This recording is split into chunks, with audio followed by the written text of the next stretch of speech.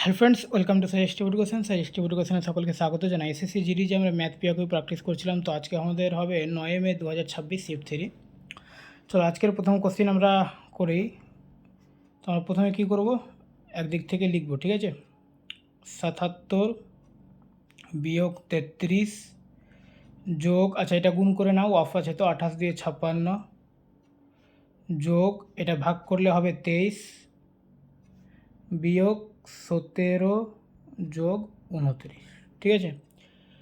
আচ্ছা আগে যদি আমরা বিয়োগগুলো করি, 77 থেকে 33 বাদ দিলে হবে 44, আর 23 থেকে 17 বাদ দিলে হবে 6, ঠিক আছে। এবার বাকিগুলো যোগ করে নাও। তো 44 আর 56 যোগ করলে 100, আর 100 আর এদিকে হচ্ছে 6 আর 29 যোগ করলে 35, ঠিক আছে। তাহলে এবার 100 আর 35 যোগ করে নাও, তাহলে 135 হবে অ্যান্সার, অপশান ডি। ওকে, আচ্ছা এখানে এটা আসলে যেটা সেটে অঙ্ক ছিল এরকম ছিল, 0.08/4 মানে 0.4, ঠিক আছে। আর বিয়োগ 0.024 আর এখানে 0.6 এরকম ছিল। আমি এখানে এইভাবে টাইপ করেছি, ঠিক আছে। চলো এই ধরনের অঙ্ক করার জন্য আমাদের কি করতে হবে, এটা যদি আমরা ভাগ করি, 8কে যদি 4 দিয়ে ভাগ করি তো হবে 2, তো এটা হয়ে যাবে তাহলে 0.2, ঠিক আছে। এখানে যেহেতু দুটার পরে দশমিক আছে, এখানে একটার পরে, আর এখানে 3টার পরে আছে, তাহলে এখানে 2টার পরে থাকবে, আর ভাগ করলে হবে 4, তো 2টার পরে দশমিক বসাতে হবে। আচ্ছা এই ধরনের যে আমি মুখে মুখে করে নিলাম দশমিকের কাজটা, যদি বুঝতে না পারো তো উপরে যেমন 2টার পরে দশমিক আছে তো নিচে 100 লিখে দেবে, আর নিচে 1টার পরে দশমিক আছে তো উপরে 10 লিখে দেবে, কাটাকাটি করে এটাই আসবে, ঠিক আছে। তো এখানে বিয়োগ চিহ্ন, তো 0.2 থেকে 0.04 যদি আমরা বিয়োগ করি তো 0.16 হবে, অপশান এ হচ্ছে অ্যান্সার। ওকে, আচ্ছা এটা বীজগণিতের নিয়মে করি। এটাকে যদি এ ধরি, এটা যদি বি ধরি, তো এটা সূত্রটা হবে a minus B whole square, ঠিক আছে। তো 7.75 থেকে 2.75 বা 75 যদি বিয়োগ করি তো 5 হবে, আর 5-এর স্কোয়ার সমান হচ্ছে 25, অপশান সি। ওকে, আচ্ছা এখানে দেখো বলছে এটা সমান যদি 14.5 হয়, তাহলে এটা সমান কত। সংখ্যা কিন্তু একই আছে, অপশানও সংখ্যা একই আছে। এখানে দেখো, এখানে যখন দুটোর পরে দশমিক আছে, তো এটার যেহেতু রুট আছে, তখন রুট আমরা ভেঙে দেবো, মানে বর্গমূল করে দেবো, তো একটার পরে দশমিক হয়। তো এখানেও এটা যেহেতু রুট আছে, তো এটা যদি আমরা ভেঙে দিই তাহলে কটার পরে দশমিক হবে, অর্ধেক হয়ে যাবে। এখানে দুটো ছিল তো একটা হয়েছে, এখানে 1 2 3 4 5 6 7 8টার পরে এসে 4টার পরে হবে, 4টার পরে দশমিক, অপশান সি আছে। ওকে, 20 এবং 40-এর মধ্যবর্তী সমস্ত মৌলিক সংখ্যার যোগফল কত। তো মৌলিক সংখ্যা কী কী আছে, 23, তারপরে 25 26 27 28 29 31 32 33 34 35 36 37, 4টা মৌলিক সংখ্যা আছে 20 আর 40-এর মধ্যবর্তী। এটি যোগ করলে কত হবে, এটি যোগ করলে হবে 7 7 3 10 9 10 20, আর এখানে 3 3, হ্যাঁ এটা যোগ করলে কত হলো, 9 3 হ্যাঁ 20 হলো, হাতে থাকলো 2, আর 2 2 4 3 7 3 10, 10 আর 2 হচ্ছে 12, 120, অপশান সি হচ্ছে অ্যান্সার। ওকে, ও আচ্ছা এটা হচ্ছে এটা বীজগণিতের নিয়মে আমরা যদি করি, 15কে যদি আমরা এ ধরি আর 5কে যদি বি ধরি, তো এটা সূত্র হবে এ প্লাস বি হোল কিউ, ঠিক আছে। তাহলে এ প্লাস বি মানে 15 প্লাস 5 এর কিউব সমান 20, 20-এর কিউব তাহলে কত হবে, 2-এর কিউব 8 হয়, আর 3টা শূন্য বসিয়ে দেবো কিউব, তাহলে অপশান এ 8000। একটি আয়তের পরিসীমা 24 সেমি, আয়তের দৈর্ঘ্য 5 সেমি, আয়তের দৈর্ঘ্য প্রস্থের যোগফল কত।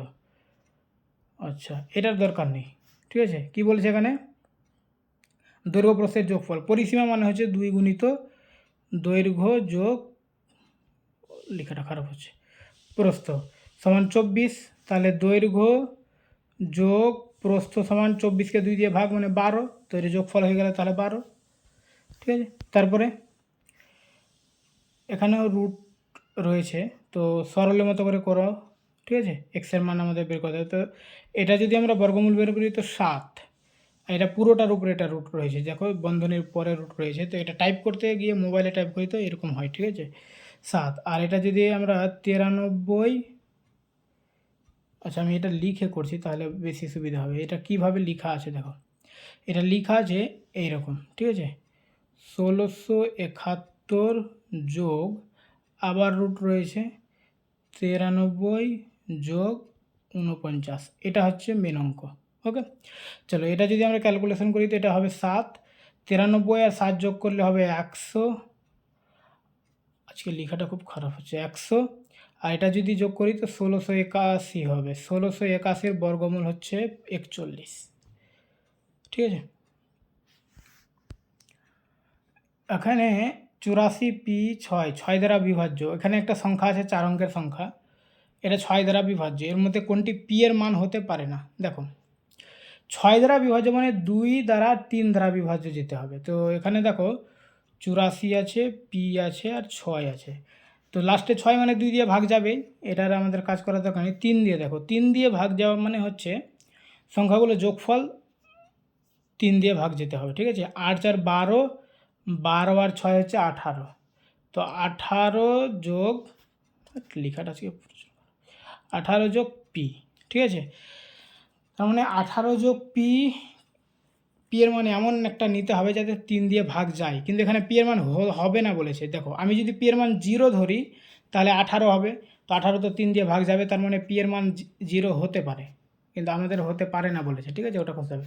3 ধরি তো 18 আর 3 21, তো 21 3 দিয়ে ভাগ যাবে, এটাও হতে পারে। 9 ধরলে 18 9 27, 27ও 3 দিয়ে ভাগ যাবে, এটাও হতে পারে। 18 এর সাথে 25, 25টা 3 দিয়ে ভাগ যাবে না, তার মানে পি এর মান কখনো 7 হবে না। 7 বসালে এটা যোগফল 25 হয়ে যাবে, আর এটা ভাগ যাবে না 6 দিয়ে তখন, ঠিক আছে। 10টি সংখ্যার গড় হলো এক্স এবং এই সংখ্যাগুলির মধ্যে একটি সংখ্যা হলো 30, যদি 30কে 10 দিয়ে প্রতিস্থাপন করা হয় তবে নতুন গড় কত হবে।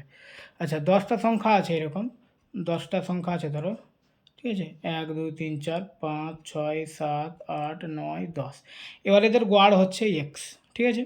আমি গড় ধরে নিলাম এক্স, ধরে নিলাম কি লিখে আছে এটা। এবার এখানে একটা সংখ্যা, এটা ধরো যে এটা এই সংখ্যাটার মান হচ্ছে 30, এবার এখান থেকে 30টাকে আমি সরিয়ে এখানে 10 করে দিলাম, ঠিক আছে। ভালোভাবে বুঝবে, আমি এমনি শুধু বোঝাচ্ছি তীর চিহ্ন দিয়ে।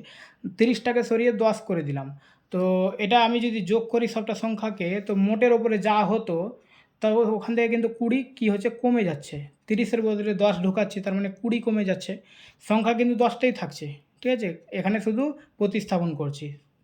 আচ্ছা, তো 20 কমবে, এবার 20 কিন্তু এক জায়গাতেই কমছে, কিন্তু আমরা যখন গড় করব গড়ে কিন্তু এক জায়গা থেকে কমানো যাবে না, গড়ে মানে সবটা থেকে কমাতে হবে।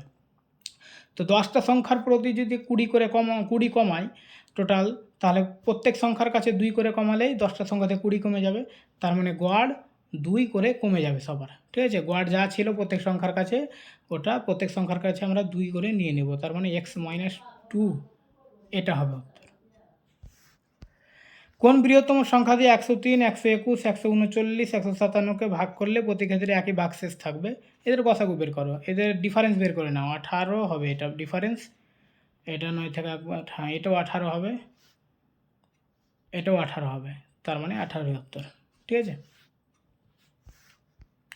এক ব্যক্তি একটি বস্তু 10% ক্ষতিতে বিক্রি করেন, যদি ক্রয় মূল্য এবং বিক্রয় মূল্য উভয় 20% বৃদ্ধি পায় তবে নতুন ক্ষতির শতাংশ কত হবে। কি বলছে যে 10% ক্ষতিতে বিক্রি করে, মানে 100 টাকা কিনছে আর 90 টাকায় বিক্রি করছে, 10 টাকা ক্ষতি করে। এবার দাম বেড়ে যাচ্ছে, ক্রয় মূল্য 20% বাড়ছে আর বিক্রয় মূল্য 20% বাড়বে, তো ক্রয় মূল্য 100 ছিল 120 হয়ে গেল, আর বিক্রয় মূল্য 20% যদি বাড়াই তার মানে 90-এর 20% হবে 18, তো 18 বাড়বে মানে এটা 108 হয়ে যাবে। তো নতুন দামে কি বলছে যে 120 টাকায় কিনছে 108 টাকায় বিক্রি করছে, এখানেও ক্ষতি হচ্ছে, তো কত ক্ষতি হচ্ছে, তো এখানে টোটাল ক্ষতি হচ্ছে 12, ঠিক আছে 12 টাকা ক্ষতি হচ্ছে, কিন্তু আমাদের শতাংশতে বলেছে, তো 120 টাকায় ক্ষতি হচ্ছে 12 টাকা, তো 100 টাকায় কত ক্ষতি হচ্ছে, ঠিক আছে। তো অ্যান্সার হচ্ছে 10, অপশন বি, 10% ক্ষতি হচ্ছে। এ বি এর থেকে 20% কম, বি এর থেকে কত শতাংশ বেশি। এটা যদি শর্টকাট কিছু করতে চাও তো কী করবে, ওইটা 20% কম বলেছে তো উপরে 20, কম বলেছে তো 100 থেকে 20 বাদ দিয়ে দাও 80, আর 100 দিয়ে গুণ করে দাও, বাস যা হবে ওটাই উত্তর। ঠিক আছে, 4 এটা কাটলে হবে 25। তো অপশান বি হচ্ছে অ্যান্সার। ঠিক আছে, আর যদি বুঝতে না পারো, বেসিক যদি করতে যাও তাহলে এইভাবে করতে পারো যে এ আছে আর বি আছে, বি যদি 100 হয় তো এ ওর থেকে 20 কম হবে, 80 হবে। ঠিক আছে, যদি এ 80 হয় তো বি 100, এটাও আমরা পাচ্ছি। তো এ যদি 100 হয় তো এটা কত, তো এটা ক্যালকুলেশন যদি আমরা করি তো এটা হবে 4 20-তে 5 20-তে, এটা কাটলে হবে 25, 125। ঠিক আছে, তার মানে 100 ছিল 125 হয়ে যাচ্ছে, তার মানে 25% বেড়ে যাচ্ছে। ওকে, একটি বস্তুর বিক্রয় মূল্য 3500 টাকা, যদি ক্ষতির পরিমাণ 500 টাকা হয় তবে ক্ষতির শতাংশ কত? আচ্ছা, বিক্রয় মূল্য 3500 টাকা আর ক্ষতি হচ্ছে 500 টাকা, তার মানে ক্রয় মূল্য কত? ক্রয় মূল্য অবশ্যই 4000 টাকা।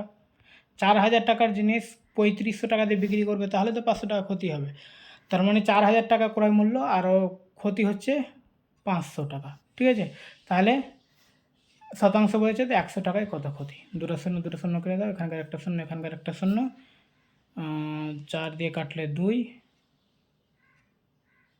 এটা যে 4কে কাটি 2 দিয়ে 4, আর এটা 5, না 5 5 25, 25কে 2 দিয়ে ভাগ মানে 12.5। ঠিক আছে, এক শ্রমিকের মজুরি প্রথমে 25% বাড়ানো হয়, তারপর 40% কমানো হয়, মজুরিতে মোট কত পরিবর্তন হয়েছে? শ্রমিকের মজুরি 100 ছিল, 25% বাড়ানো হলো, 25% বাড়ানো মানে 100 টাকায় 125 করা। ঠিক আছে, আর 40% কমানো মানে 100 টাকার জিনিস 40 কমিয়ে 60 করে দেওয়া। এবার মজুরি কত হচ্ছে এটা দেখো, তো এটা ক্যালকুলেশন করলে এটা কেটে যাবে, এখানকার 3 20 60, 5 20 100, 5 দিয়ে কাটলে এটা হবে 25, তো 3 25-এ 75। মজুরি 100 টাকা ছিল, আর কমানো বাড়ানোর পরে ক্যালকুলেশন করে যেটা হচ্ছে যে 75 হয়ে যাচ্ছে, তার মানে ওর 25 টাকা মজুরি কমে যাচ্ছে, অর্থাৎ 25% হ্রাস। ঠিক আছে, আর একা একটি কাজ 24 দিনে করতে পারে, এস একা একই কাজ 36 দিনে করতে পারে, তারা একসাথে 8 দিন কাজ করে, মোট কাজের কত অংশ বাকি আছে? তো আর 24 দিনে করতে পারে, এস 36 দিনে করতে পারে, তাহলে মোট কাজ এদের লসাগু মানে 72, আর এটা যদি ভাগ করি তো 3, এটা ভাগ করলে হবে 2। ঠিক আছে, তো তার মানে এদের ক্ষমতা হচ্ছে 3 আর 2, একদিনে ওরা 3টার 2টা কাজ করতে মানে 5টা কাজ করতে পারে, কিন্তু ওরা কাজ করেছে কটা? 8 দিন। ঠিক আছে, তো একদিনে 5টা কাজ করলে 8 দিনে কটা কাজ করবে? 5 আর 40টা কাজ করবে। তো টোটাল কাজ হচ্ছে 72টা, 40টা কাজ করে নিয়েছে, তার মানে এখনও 32টা কাজ বাকি আছে, কিন্তু কত অংশ বাকি আছে? তো 32টা কাজ মানে অর্থাৎ 72টা কাজের মধ্যে 32টা কাজ বাকি আছে, এটাই অংশ 32-এর 72 অংশ কাজ, কিন্তু এটাকে ছোট করে নাও, 8 দিয়ে কাটলে 4 8 32, আর এটা 8 9 72, অর্থাৎ 4-এর 9 অংশ বাকি আছে। ঠিক আছে, 30 জন পুরুষ 9 ঘন্টা কাজ করে একটি দেওয়াল 40 দিনে করতে পারে, প্রতিদিন 6 ঘন্টা করে কাজ করে একই দেওয়াল 60 দিনে করতে কতজন পুরুষের প্রয়োজন হবে? আচ্ছা, পুরুষটা চেয়েছে, পুরুষ ওদিকে রাখবো। ঠিক আছে, ঘন্টা, দিন আর পুরুষ, তাহলে 9 ঘন্টা করে কাজ করছে 40 দিনে 30 জন পুরুষ দরকার, 6 ঘন্টা করে কাজ করলে 60 দিনে কতজন পুরুষ দরকার? তো এই ধরনের অঙ্কতে আমি এর আগে বলেছি যে এটা যার নিচে জিজ্ঞাসা চিহ্ন আছে ওটাকে লিখে দাও, 30 গুণিত, এবার এখানে মাঝখানে যেটা আছে ওটা বাদ দাও, ধরো যে এটা এখন নেই, তো এটা দেখো 9 ঘন্টা কাজ করলে 30 জন পুরুষ লাগে, তো 6 ঘন্টা কাজ করলে অবশ্যই বেশি জন পুরুষ লাগবে, যেহেতু ঘন্টার পরে মানে টাইমটা কমিয়ে দিচ্ছে, তো বেশি জন লাগবে, তো বেশি জন লাগলে বেশিটা উপরে, অর্থাৎ 9 উপরে নিচে 6, উল্টাবে না এটা। ঠিক আছে, ঐকিগ্রামে করলেও এইগুলো অঙ্কতে উল্টায় না, ওই কারণে এইভাবে আমি দেখাচ্ছি যে বেশি জন থাকলে বেশি, তাহলে বেশিটা উপরে এইভাবে। ঠিক আছে, এবার দেখো এটা নেই, এটা যদি উল্টে দাও মানে এটা যদি কেটে দাও যে এটা নেই ধরো, এবার এখানে যদি দেখো 40 দিন কাজ করলে 30 জন পুরুষ লাগে, 60 দিন কাজ করলে কম জন লাগবে, দিন বাড়িয়ে দিলে তো লোক কম লাগবে। ঠিক আছে, তাহলে এখানে কমটা উপরে মানে 40টা উপরে 60টা নিচে। এবার ক্যালকুলেশন করে নাও, 30 দিয়ে কাটলে এটা হবে 2, আর 3 3-এ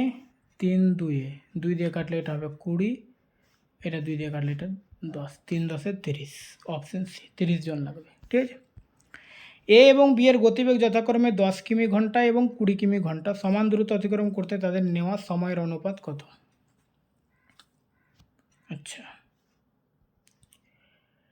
দেখো গতিবেগের সঙ্গে সময়টা কিন্তু ব্যস্তানুপাতিক হয়। ঠিক আছে, এটা গতিবেগ, এটা এ আর এটা বি, এ 10 ঘন্টা আর এর 20 ঘন্টা গতিবেগ, তাহলে সময়টা কী হবে, উল্টো হবে, ঠিক আছে। তার মানে সময় হয়ে যাবে এর 20 আর এর 10, যেহেতু ব্যস্তানুপাতিক হয় উল্টে যাবে, ঠিক আছে। তাহলে এদের অনুপাত কত, 20 আর 10-এর অনুপাত, সময়ের অনুপাত চেয়েছে, তো 20 আর 10-এর অনুপাত হবে 2 আর 1, অপশন সি। এস তার স্বাভাবিক গতির 60% গতিতে যাত্রা করে এবং নিজের বাড়িতে পৌঁছাতে 18 মিনিট দেরি করে। বাড়িতে পৌঁছাতে তার দ্বারা নেওয়া স্বাভাবিক সময় কত? আচ্ছা, আমি ধরে নিলাম যে তার স্বাভাবিক সময় হচ্ছে 100, ঠিক আছে। কিন্তু স্বাভাবিক সময় না গিয়ে ওই 100-তে না গিয়ে 60-এ যাচ্ছে, 60-এ গাড়ি চালাচ্ছে, 40 কম চালাচ্ছে। তো 40 কম চালানোর জন্য ওর 18 মিনিট দেরি হচ্ছে, ঠিক আছে। তার মানে 40% মানে 18, তো স্বাভাবিক গতি 100 ধরেছি, 100 মানে কত, ঠিক আছে। তাহলে 18 গুণিত 100/40, 2 20 দিয়ে কাটলে এটা 2, 20 দিয়ে কাটলে এটা 5, 2 দিয়ে কাটলে এটা 9, 5 9 45, অপশন এ হচ্ছে অ্যান্সার। একটি বস্তুর চিহ্নিত মূল্য x টাকা, এক ব্যক্তি এটি 40% ছাড়ে কিনেছিলেন, তারপর তিনি এটি এক্সের চেয়ে 10% বেশি দামে বিক্রি করেন, তার লাভের শতাংশ কত?